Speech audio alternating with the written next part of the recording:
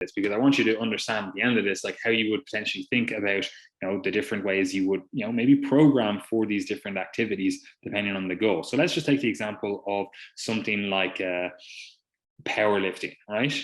With powerlifting or any kind of strength sports, you have to do more sports specific work, right? Like you have 3 lifts to do in powerlifting, right? And if you want to listen to more about this, you can go back and listen to the podcast Gary did with Shane, our other coach, right? So you have to do those 3 specific moves. Like if you're not doing them, like you're not necessarily going to get better at those moves, because, lifting is a skill. You have to do those exercises to get better at those exercises.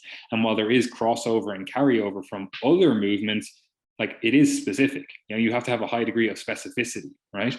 So you have to do those moves. If you were to compare something like bodybuilding to powerlifting, like with bodybuilding or body composition change in general, you don't have to do any exercise. Well, you have to do some exercise, but no actual exercise individually is a requirement, right? Like you don't have to squat, bench, deadlift, do any of those movements. You can do other movements because you're looking for a side effect of training, which is the enlargement of your muscles and then potentially some sort of caloric burn as well to help with fat loss, etc. Right?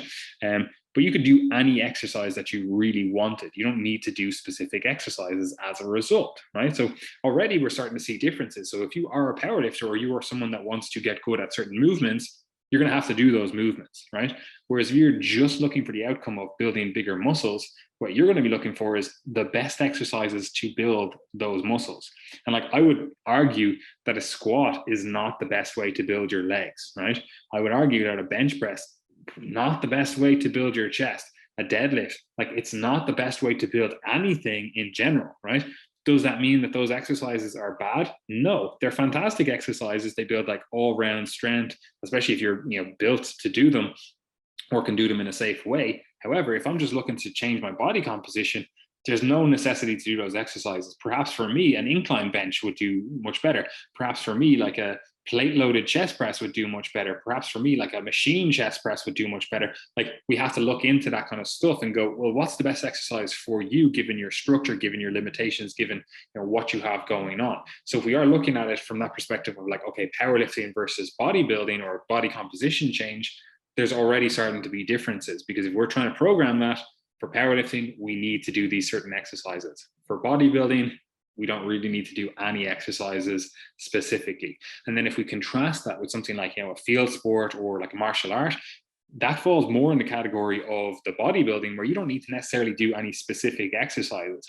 There potentially are going to be certain exercises that correlate more strongly with your sport, but the reason they correlate more strongly with your sport is because they work similar movements, and if you get strong at those movements, you're going to have an easier time in your sport. For example, if you're doing like grappling, the two of us know, like if you're doing, I don't know, like a bent over row, you're really strong at bent over row, you're really strong at something like a chin up, you're probably going to have an easier time at grappling. So we could say like a bent over row and a chin up are required exercises for grappling, but all that really is required for grappling is to be strong at pulling, having those musculature that is, pull musculature, if you will, forearms, biceps, back, upper back, whatever. Like you want to have them strong.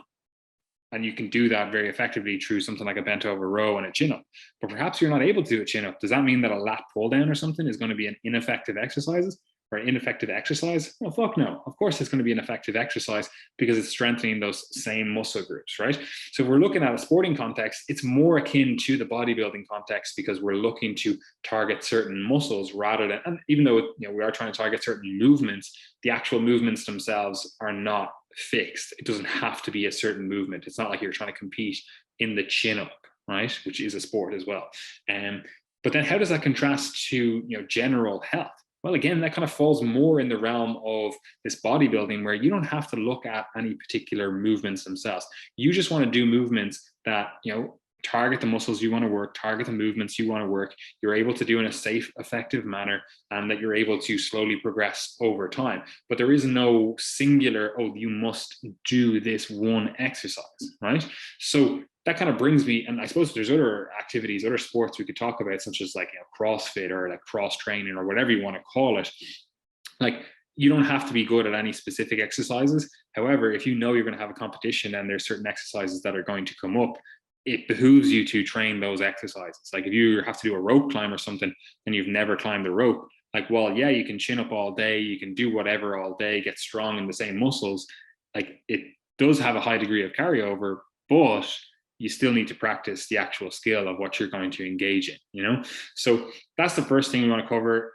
If there are specific demands of your sport that you can kind of replicate in the gym, like in terms of like your sport is powerlifting or Olympic lifting or any of those kind of strength sports, which are also training activities, you're going to need to do those same things in the gym.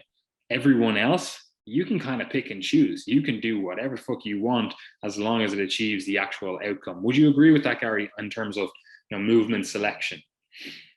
Yes, I would. And I think that not enough people actually realize that. And as a result, probably get more injured than they need to. And shitter results. Yes, and shitter results. Because like that's ultimately what happens when you start to develop I guess an excessive attachment to a certain movement and you're never willing to take that out of your training, then despite there being signals that you should take it out, such as pain in your elbows or your back or your knees or whatever, you just kind of persist and you keep pushing through it and pushing through it and pushing through it. And it gets to the point where, you now have to do like 10 to 15 warm-up sets to even feel like your knees are ready to squat. And, body weight squats hurt you, but once you kind of pop your knee wraps on and you do all your warm-ups, you now feel okay, even though it's going to be sore after. And people keep plowing on like that because they don't have that same attachment to the leg press or the leg extension or even a pause front squat or some other variation. And as you begin to, continue pushing down that road, you might be doing something on paper that I would recommend to another individual as being very helpful. But in your case, because of what you're experiencing as a result of what you're doing and the long-term trajectory of that, it's no longer helpful for you. And maybe you're aggravating an old meniscal injury or tendinopathy or whatever it happens to be. But those things, the longer you let them go without dealing with them, the more likely they are to kind of maintain their chronic nature and to stick with you over time. You see this all the time in older powerlifters, who they'll be able to do their sets after loads of warm-ups, but they can't handle the amount of volume they could do once upon a time.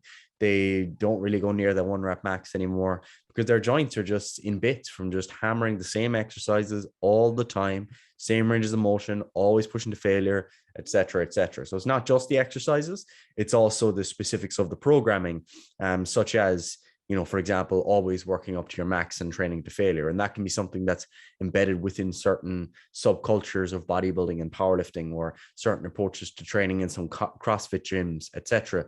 And that I guess is something that goes beyond just the exercise selection or specific programming variables, because considering the overall culture of the fitness subculture you're in is actually something that really determines the healthfulness too. You see this in martial arts gyms are the best example of this, because you go to some boxing gyms and Muay Thai gyms in particular, or some MMA gyms as well. What you'll have is that you'll have some people who have the mindset that you should spar hard all the time. And you have people there that are getting the head battered off them every single training night. And they're going home with their ears ringing, headaches, their memory's getting fuzzy. And that is just a one-way street to issues with cognitive function later on and memory later on and personality later on. That's what's wrong with Paddy. Youth, yeah. Yes, that's what's wrong with Paddy. But you do have some gyms like that, and there's a case of survivorship bias there, where some people do really well with that approach, but you don't see all the people that quit along the way because of the issues that they encountered, or just the fact that it wasn't sustainable for them.